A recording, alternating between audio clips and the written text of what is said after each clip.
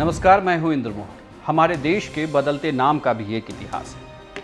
कहते हैं कि महाराज भरत ने भारत का संपूर्ण विस्तार किया था और उनके नाम पर ही इस देश का नाम भारत पड़ा। मध्य भारत काल में जब तुर्क और ईरानी यहाँ आए तो उन्होंने सिंधु घाटी में प्रवेश किया।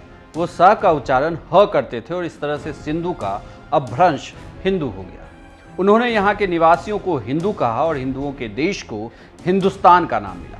सिंधु नदी का दूसरा नाम इंडस भी था। इस नदी के किनारे विकसित सभ्यता इंडस वैली सिविलाइजेशन कहलाई। सिंधु नदी का इंडस नाम भारत आए विदेशियों ने रखा। सिंधु सभ्यता के कारण भारत का पुराना नाम सिंधु भी था, जिसे यूनानी में इंडो या इंडस भी कहा जाता था। जब ये शब्द लैटिन भाषा में पहुंचा तो बदलकर इंडिया हो गया। जब अंग्रेज भारत आए उस समय हमारे देश को हिंदुस्तान कहा जाता था। हालांकि ये शब्द बोलने में उन्हें परेशानी होती थी। जब अंग्रेजों को पता चला कि भारत की सभ्यता सिंधु घाटी है, जिसे इंडस वैली भी कहा जाता है, इस शब्द को लैटिन भाषा में इंडिया कहा जाता है, तो उन्होंने भारत को इंडिया कहना शुरू कर दिया। अंग्रेजों के शासनकाल में इंडिया नाम काफ़ी प्रसिद्ध हुआ और हमारा देश दुनिया में इस नाम से जाना जाने लगा। 14-15 अगस्त 1947 की आधी रात को जब भारत अपने भाग्य से मुलाकात कर रहा था तो वो घड़ी हिंदुस्तान के लिए सदियों के संघर्ष और तपस्या का पुण्य फल भी था।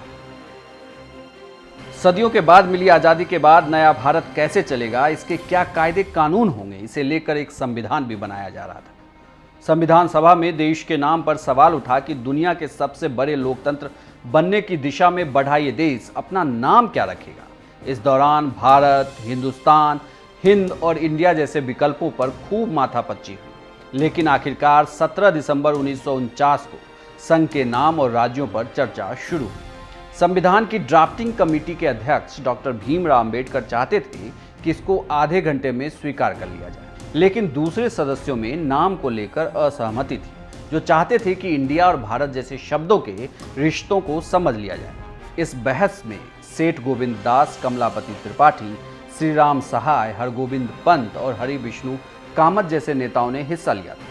हरि विष्णु कामत ने सुझाव दिया कि इंडिया अर्थात भारत को भारत या फिर इंडिया में बदल दिया जाए। देश में सबको एक सूत्र में जोड़ने की कोशिश करते हुए संविधान के अनुच्छेद 1 में लिखा गया कि इंडिया अर्थात भारत राज्यों का संघ होगा।